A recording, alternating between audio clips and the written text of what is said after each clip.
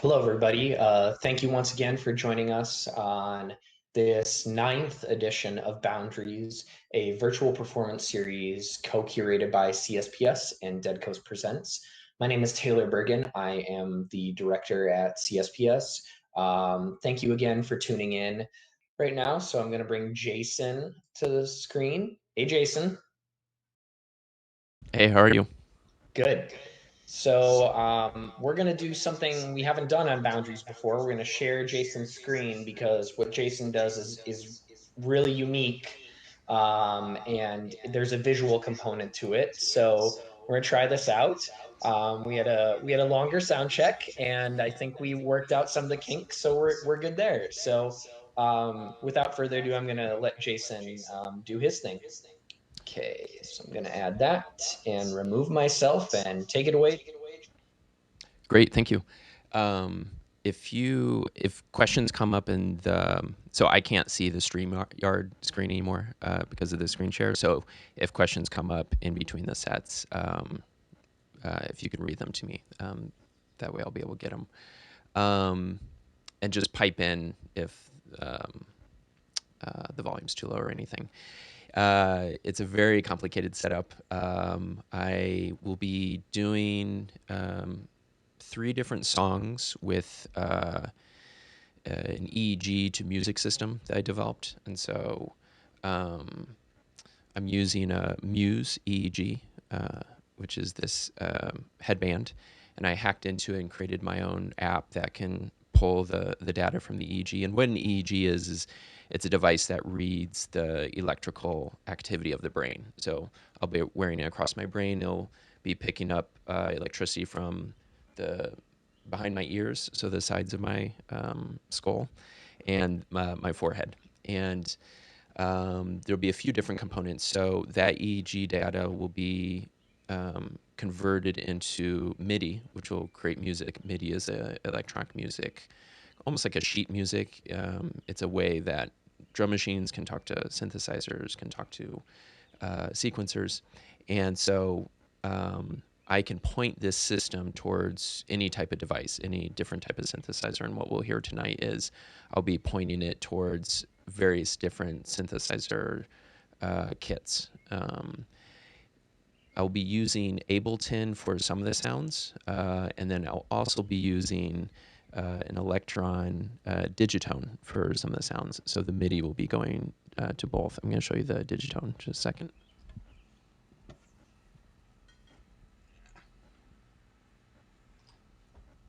It's a cool little synthesizer from Electron. And then what we'll see visually and what you see on the screen right now, which is no EEG output, is I developed a visualizer. And so you'll be seeing my brainwaves live. And there are 5 different ones. There's delta, which is red, theta, which is purple on the screen. Alpha is that blue. Beta is that orange. And gamma, which is on the far right, is yellow. And the other thing is the background will be a live color mixing. So what I'm able to do with this recent build, what I've been working on during the pandemic, is converting thought into RGB, red, green, blue screen displays. And so I'll be essentially color mixing live with my brain while I'm composing music too. So that's a step towards a synesthetic experience that I want with this project, where more and more of the entire project gets powered by the electricity in my body. So I will start with the first track, and if you have any questions, just type them into the chat. And in between songs, I'm happy to answer questions. I know it's kind of a sci-fi system, so I'll get started.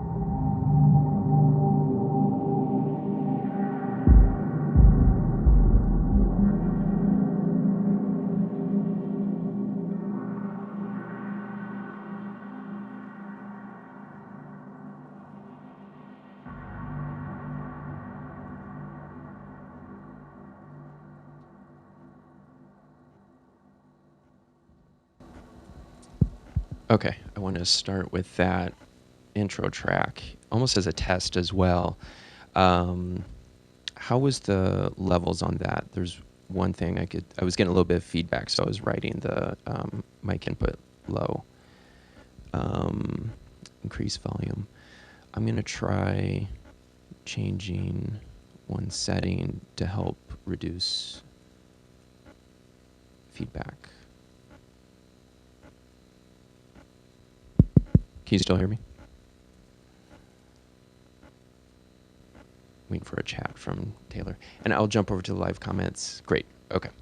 Um, great. Um, so I switched on a feedback control, so I will move to the second track. And again, if you have questions about this system, feel free to ask. And I'm going to switch over to Ableton. And so I'm using some synthesizers inside of Ableton, some of their wavetable synthesizers, and also feeding in two tracks from the Digitone, the Electron Digitone.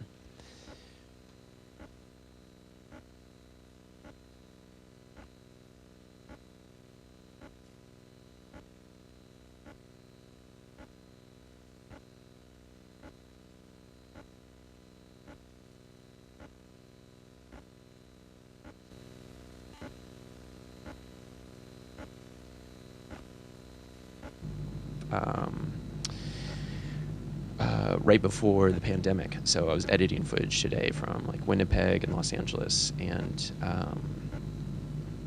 Phoenix, 2 shows in LA.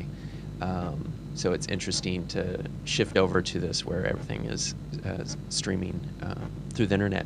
And one of the next steps with this system, particularly with the pandemic, is to be able to have someone remotely with one of these be able to send their brainwave activity through the internet into my studio and control the synthesizers in my studio remotely. So that's something I'm currently working on and excited about.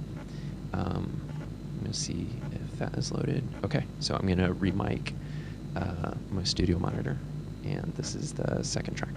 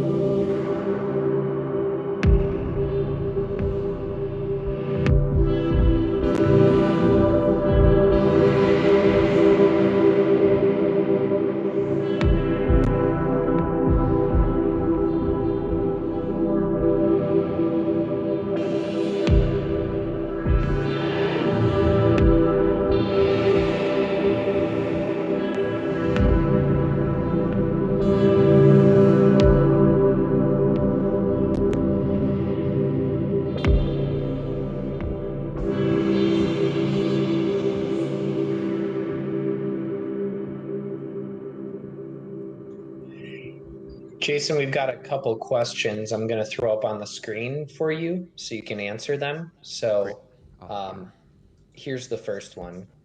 You should be able to see it at the bottom.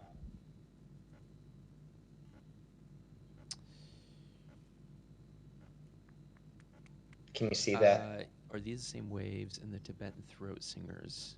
If you could talk a little louder into the microphone, I'm having a little bit of trouble hearing you. How's that? That's a lot better. Yeah. Great. Um, are these the same waves that Tibetan throat singers evoke with their voices? So, a wave that would come from a vocal would be a sound wave, which is a compression wave. It's a wave moving through air, um, and the waves that I'm using are electromagnetic waves coming from my brain, from the electricity in my brain, and those waves are being converted into sound, into compression waves coming out of. So it's the electrical activity in my brain is controlling a machine, and that machine, the synthesizer, is what's producing the sound wave. Did that answer the question? I think so. It's hard to tell I know, real yeah. It's so used. in the online thing. We have one more question. Sure, let's I'm go. going to show it on the bottom of the screen. What do the different colors mean? So what I did was I excuse me, I took different colors and mapped them to different emotional and energetic states inside of my brain. So the more red or pink it is, it's delta, and delta is kind of a stress response. When the colors become more blue, that's me diving more into a meditative state or a relaxed state. So I chose blue as a soothing color. So each of the background colors reflects the color of the waves. and you know, red, excuse me, red is delta. Theta is purple, and it's in between blue and red. And I chose purple because theta waves often they mirror what delta waves are doing. Delta waves are very dynamic with movement or stress, or if someone said my name, I would turn and my delta wave would spike up. And so theta waves aren't, they don't peak and valley as much as delta waves, but they mirror them often. And theta waves, theta is a state that it's it's a little bit of a daydream type of wave. If you're driving on the highway and you like lose track of the last 10 minutes, that could be you're in a theta state. I did a hypnosis in Berlin in November. Past life regression, highly recommended. And my theta waves were really deep as I was going into that hypnosis. Um, then next up is alpha, which is that relaxed state. And then beta, the line I'm choosing is orange, but I chose the inverse, the complementary color for the background, and gamma is yellow, and I chose complementary purple for the background. Certain colors as they fade in and out on a digital screen. So when a digital screen is off, it's black, and certain colors don't look as good when they fade to black, such as oranges and yellows. So I chose the complementary color of those because it looks better fading in and out on a black screen. And I wanted the whole color palette to reflect a feeling of electricity and thought and neurology. So I gravitated towards reds, purples, and blues, and then mapped those five waves to different parts of the spectrum of the range between essentially a pure red and a pure blue, and all the purples and pinks in between. Um, so that's what the colors mean. Cool. So we have you have one more song that you're gonna do. I'll load that one. Um, and once again, audience, if you have questions for Jason throughout this, you can submit them on the chat, and then Jason and I will talk about them after the song and go through them. So I'm gonna let you kind of go ahead on this with your final one, and I'm sharing the screen so you can put that on there. This is yeah. Do you get the video feedback? No. We're good. We're really good. Yep, we're all good. Yep, I added it back on. You're all good. Um, so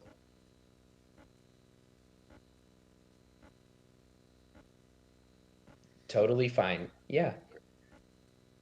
So Jason has done this live at CSPS and live really all around the world. So I think this is probably a little new experience with the the social distancing and all this, but It is. yeah.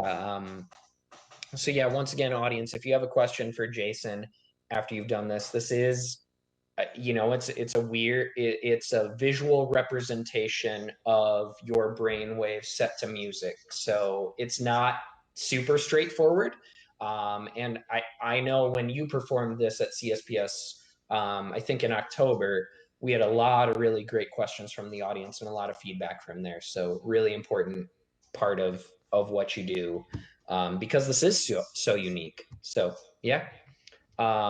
All right, I'm going to let you do your last song. And once again, audience, if you have any questions, feel free to throw them up in the chat. Great.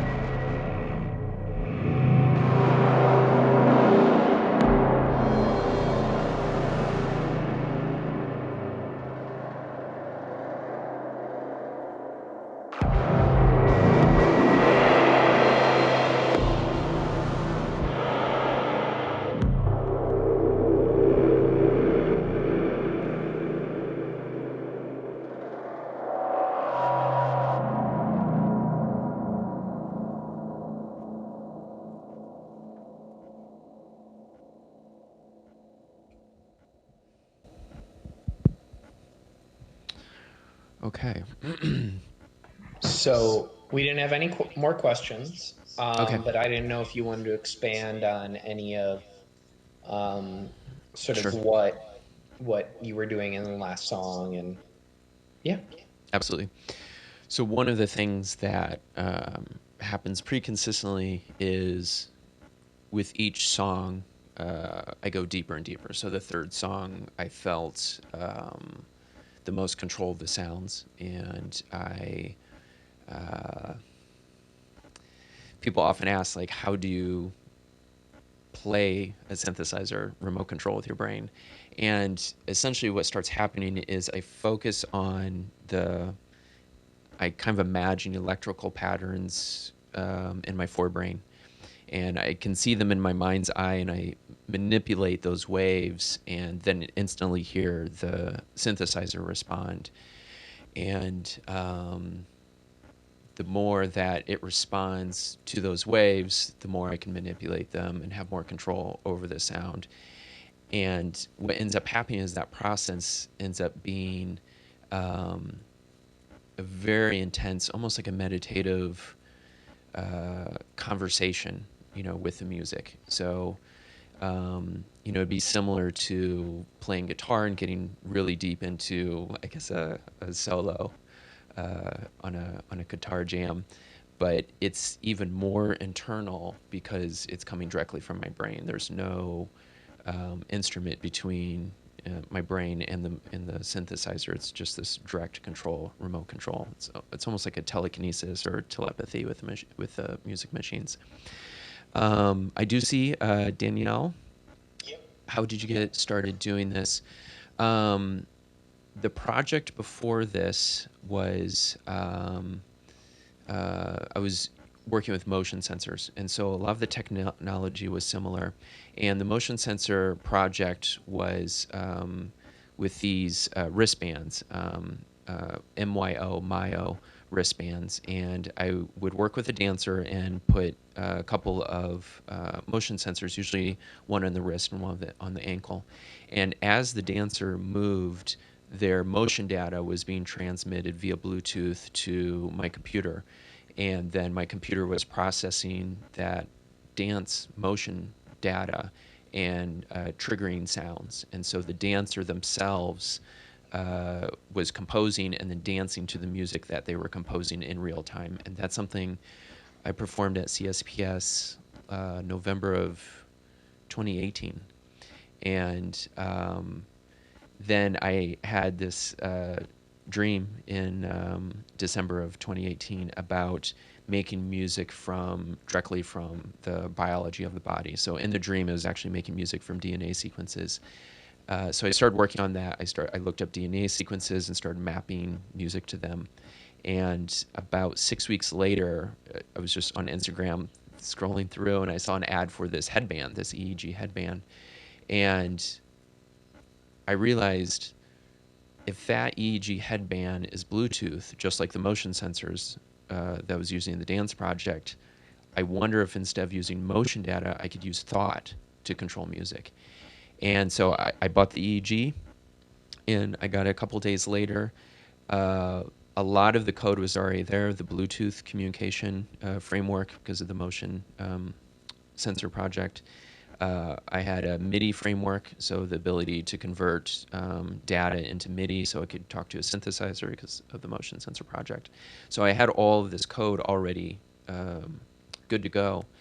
And I built a prototype where I was watching my delta wave, and the first prototype was, if I get my delta wave to drop, can it play a note on the keyboard? And so I had my first version of the app. I had it plugged into the synthesizer that's on the desk here. And if it worked, I would see a little light up on my synthesizer, meaning note on via MIDI.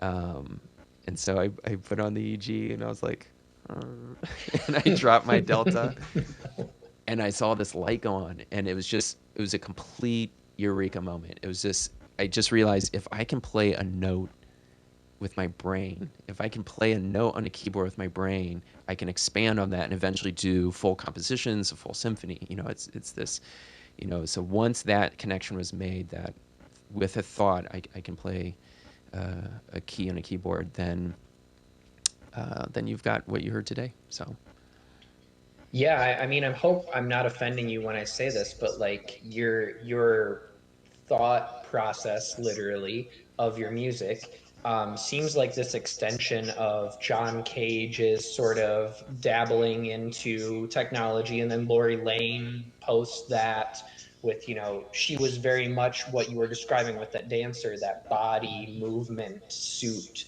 sort of musical offerings. It's really interesting to hear that that's how the idea came up, because immediately I in my brain I was like, yeah, I remember all the videos of Lori Lane just creating the drum beats with her suit that she created. So that's uh that's awesome.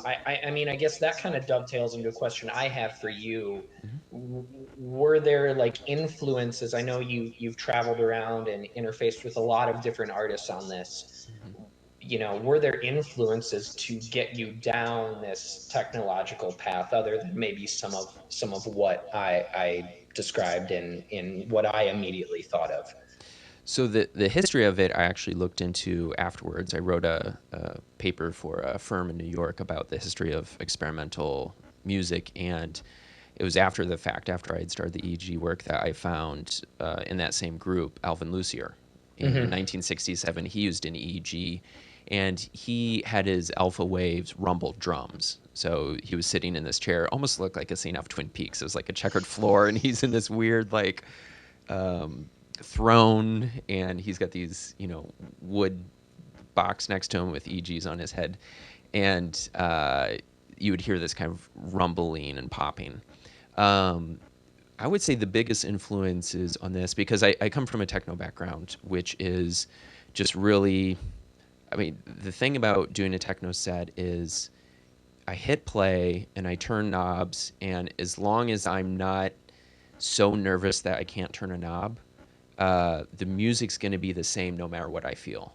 So I could be doing a set and be super excited. I could be bored. I could be tired because it's 3 a.m. I could be super nervous because a certain machine isn't working, and I'm the only one who knows it. But I'm terrified because everything's not working, and the audience won't know because it's the same music coming out. And so part of the impulse behind this was to make music that reflected how I actually felt in the moment. So at the beginning of that last song, um, I don't know if you noticed the values, but all the numbers were like in the 90s on the screen. And so it wasn't, I had to breathe and calm down for the lines to start descending. And then you could see the brainwaves again on the screen, but they were maxed out. They were actually above the maximum. And that's what I want. If I'm nervous or really excited, I want that conveyed, in the music. So in terms of actual people who pushed me to get past the normal techno paradigm was author and Punisher, and he does this really aggressive, uh, intense music. And I played a set with him in New York, and I wish I went before him. For some reason, the organizer had me go after him, and I remember like watching his set, being so floored by how impressive it was, and turning to the promoter, I was like, "Would you play after him?" He's like, "Nope," but I still want you to. And so what he does is he builds his own MIDI hardware. So he doesn't use standard controllers. I believe he has an engineering background. So he had all this literal metal around him. He had this big sliding gear type thing that would trigger the kick and the snare. He had this spinning metal cylinder that affected something. It was converted to a MIDI CC. He had almost like a throttle, like an airplane throttle that would control something else. And so, and he had the strobe light underneath him, and he's got these like crazy masks where he can do all these vocal effects. So he's built his own instruments. Hmm. And at the end of the day, it's still playing sounds off of a synthesizer or Ableton, but you totally lose track of that because he's created his own world. And it's this very hellish mechanical, biomechanical, industrial world, and he's done it amazingly. Like he's built his own world. His show is his show. It's unlike anything else. And it was embarrassing to like go on stage after him with a little like plastic MIDI controller playing off of, my laptop. I was like, this isn't man enough to like follow this. I mean, he was so impressive. So that really pushed me. Like that experience of playing after him and really being mortified for my entire 25-minute set of like, is this all I've got? Like, is this it? Like, I'm just playing Tractor. I'm just mixing songs. Yes, they're my songs, but there was nothing innovative about my performance.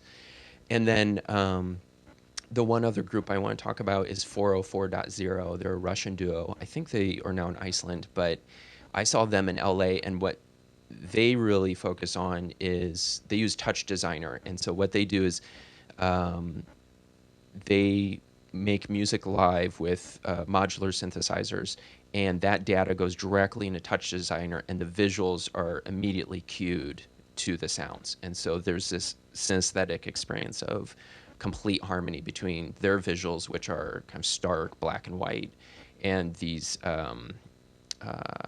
sounds that are coming off the synthesizer. And then they've moved into exhibit work where they'll have full rooms of these like beaming slices of light going through and sync to their music, and it's gorgeous. I mean, it's some of the most beautiful music I've seen. So I would cite those two as really seeing them and realizing just mixing techno off a drum machine or off of CDJs just wasn't enough. I needed to do something that was gonna push me and my brain and going further. And so for me, that led to some AI work and an app I made, which then led to the dancers and then led to the EEG.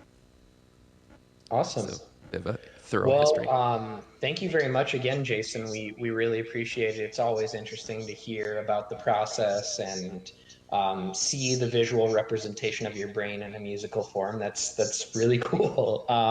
So we appreciate it, and thank you for being a part of this. Absolutely. Thanks for having me here. So, once again, everyone, thank you for joining us. This was our ninth week of Boundaries.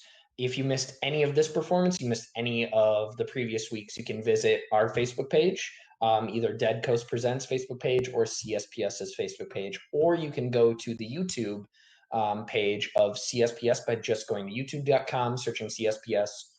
If you loved what you heard tonight from Milani Proctor or Jason Snell, please consider just supporting them. We really appreciate anything you can give to them. You know, this pandemic has really affected the performing arts industry in a way that is going to be felt for years to come. So any support you can give these artists is really appreciated. Thank you all so much. We will see you again July 1st. We've got a really great set coming up for you on that Boundaries 10.0. So it's our 10th one of that. So we look forward to seeing you then. And until next time, everyone stay happy, healthy, and safe. And thanks for tuning in.